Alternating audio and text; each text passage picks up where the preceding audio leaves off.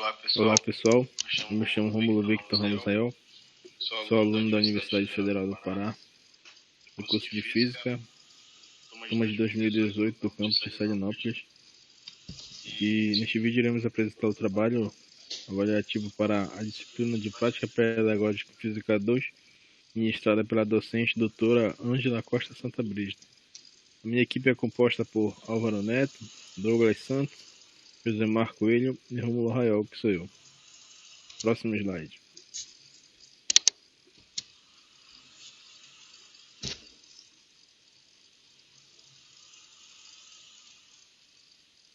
Neste capítulo iremos falar sobre a medida do calor, calorimetria. E dentro deste capítulo temos 5 tópicos. O primeiro com o tema calor, energia térmica em trânsito.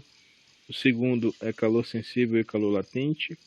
O terceiro, qualidade de calor, quantidade de calor sensível, equação fundamental da calorimetria, calor específico. O quarto, capacidade térmica de um corpo. E o 5, trocas de calor, calorímetro. Próximo slide.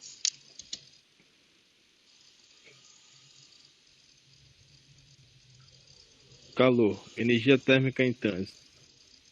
A constatação de que o calor é uma forma de energia foi determinada no fim do século XIX, quando se passou a considerar o calor como energia térmica em trânsito entre corpos com temperaturas diferentes.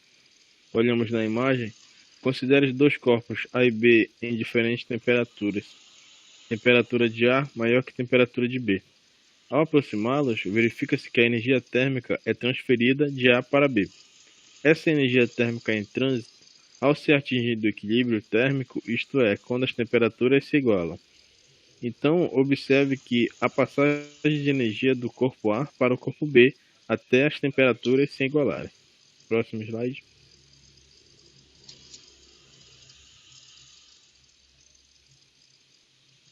Tomamos como exemplo a lareira. A lareira, ela passa por um processo em que a energia térmica obtida na combustão da lenha é transferida ao ambiente cuja temperatura é menor que a sua. Ou seja, o calor propaga-se em todo o ambiente, proporcionando o aumento da temperatura. Próximo slide.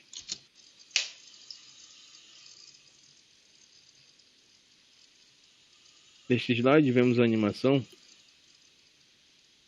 de um sistema de resfriamento de um motor a combustão, ou sistema de arrefecimento. O que é o sistema de arrefecimento? O sistema de arrefecimento é um conjunto de dispositivos eletromecânicos e tem como função controlar a temperatura dos motores de combustão interna. Neste caso, essa situação é bem-vinda, pois ela serve para resfriar o motor de combustão de um automóvel. Próximo slide. Neste exemplo, tomamos o café. O café, digamos que não seja uma troca de calor bem-vinda, pois no dia frio o café tende a esfriar mais rápido, devido à troca de calor que será cedida ao clima frio. Próximo slide.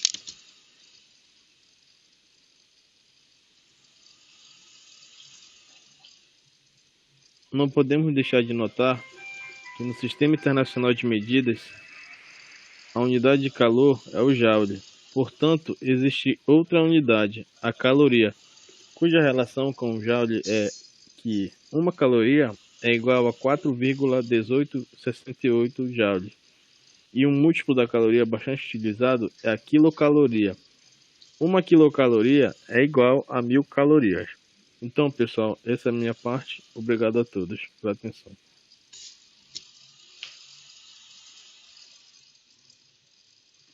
Boa noite. Me chamo Josimar e a minha parte é calor sensível e calor latente. Calor sensível e calor latente é dois tipos de calor que a física adota em termologia e ela tem as seguintes características. O calor transferido para uma substância pode produzir uma mudança na fase da substância, ou uma mudança na temperatura da mesma. Ou seja, temos uma substância ao lado líquida em um recipiente transparente. E ao adicionarmos calor a esta substância, ela varia só apenas a sua temperatura no linear do tempo. Vejamos no primeiro momento que observa-se em 20 graus Celsius essa substância. E ao passar do tempo, ela se encontra em 60 graus Celsius. Porém, não houve mudança de fase. Apenas a temperatura foi acrescida nessa substância. O efeito produzido e a variação da temperatura, dizemos o corpo recebeu calor sensível. Próximo slide. Então, no calor latente, é um pouco diferente do calor sensível. Ocorre a mudança de fase no acréscimo do calor a uma determinada substância e ela se encontra em uma determinada fase, ou seja, aqui vemos no recipiente o gelo, a água se encontra congelada e é colocada a esse recipiente transparente e adicionamos calor ao linear do tempo. E observamos que o gelo foi derretido, porém não houve acréscimo, não houve alteração na temperatura, porém houve apenas mudança na fase dessa substância. O que quer dizer? Que o calor sensível a uma substância, ela sofre apenas mudança de temperatura, não mudança de fase. E o calor latente a uma determinada temperatura, assim, além da mudança de fase, também acontece a alteração da temperatura, ou seja, para a fusão ou então liquefação de uma substância, ou no sentido inverso, do líquido para o sólido, ou seja, também tem a saída do calor latente e a retirada do calor sensível, como acontece se você pegar um líquido, colocar no congelador, você está tirando dessa substância o calor, voltando para o estado sólido. E vamos apresentar um vídeo interessante de um chumbo que ele é derretido a uma determinada temperatura e vamos ver esse processo. E eu acabei de falar sobre o calor sensível e o calor latente. E vejamos, pode reproduzir, por favor. Apoiar o chumbo aqui dentro e derreter, usando o maçarico, o chumbo dentro da colher mesmo. Porque aí vai ficar fácil de pegar e virar o metal derretido aqui dentro. Determinado massa de então chumbo. Vamos lá. E pessoal, esse vídeo aqui vai ser um pouquinho mais curto que o normal. Então eu peço que vocês vejam ele inteiro. Eu não vou ficar enrolando mais. Então bora ver o que vai acontecer. Um calor latente no caso dessa substância. Então, eu espero que não derreta a colher antes. Ele vai jogar no líquido de forma instantânea, irá solidificar, como acabei de falar. E olha só, vocês estão vendo? Está começando a derreter o chumbo aqui. Quando você retira o calor dessa substância, ela volta a se encontrar no estado como se encontrar na natureza. Ou seja, e olha aqui, galera, tem uma colher cheia de chumbo derretido. E vamos colocar no aquário, vai. E a única coisa que eu espero é que esse aquário não exploda. Fundindo essa substância, ou seja, é o calor latente dessa substância, e na mesma velocidade que você coloca na substância de temperatura diferente, ela volta de uma forma que ela se encontra na natureza, de forma sólida. Veja bem isso. Galera, vocês viram que da hora? Interessante, que ela volta olha só isso, forma cara. Sólida do chumbo. Volta como se encontra na natureza. Eu não sei se deu... Muito simples. E obrigado, foi essa a minha apresentação. Boa noite.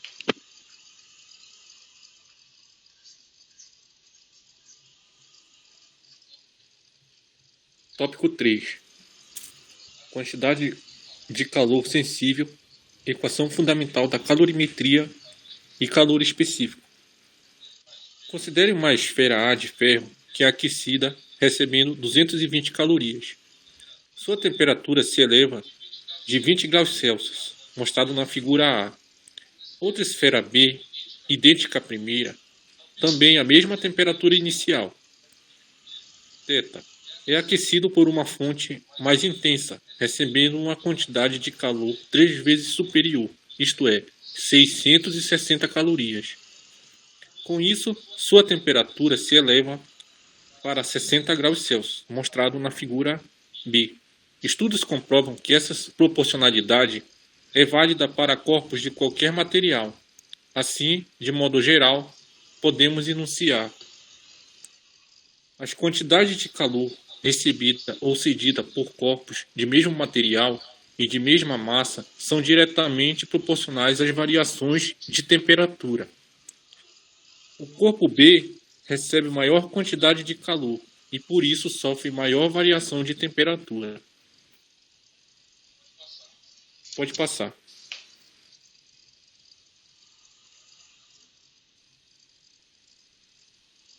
Considere agora duas esferas C e D, de mesmo material, ferro, mas de massas diferentes.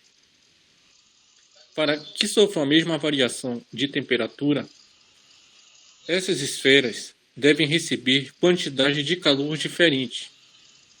Por exemplo, C recebe 220 calorias e D recebe 660 calorias.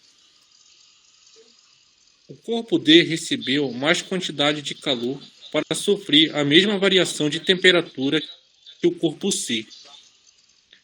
As quantidades de calor recebida ou cedida por corpos de mesmo material e de massas diferentes, sujeitos à mesma variação de temperatura, são diretamente proporcionais às massas. Pode passar.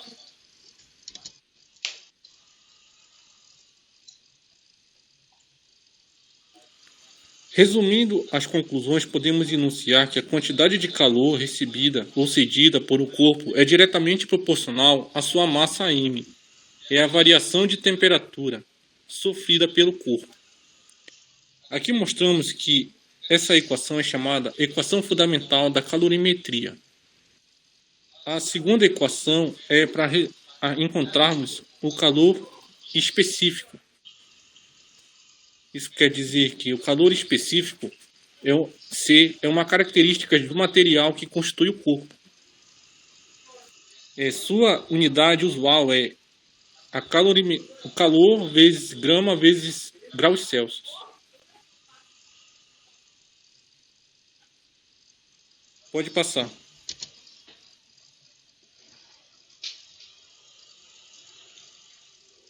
Substâncias diferentes apresentam diferentes calores específicos. A água é uma substância de maior calor específico na natureza. De modo geral, os metais apresentam baixo calor específico. Pode passar.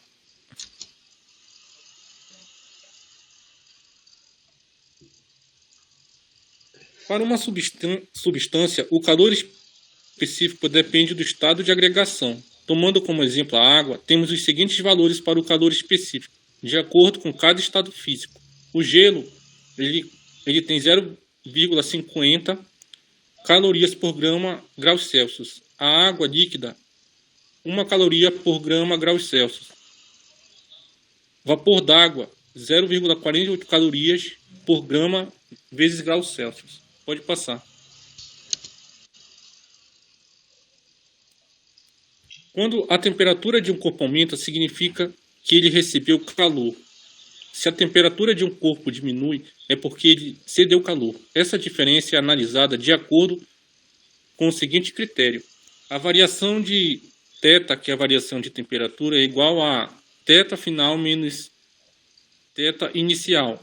Aumento de temperatura quer dizer calor recebido.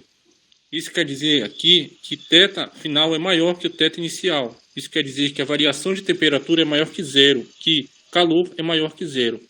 Diminuição da temperatura, calor cedido. Isso quer dizer que a temperatura final é menor que a temperatura inicial. Isso quer dizer que a variação de temperatura é menor que zero. Isso que aplica que o calor é menor que zero. Obrigado. Próximo. Boa noite. Boa noite. Continuando. Capacidade térmica de um corpo.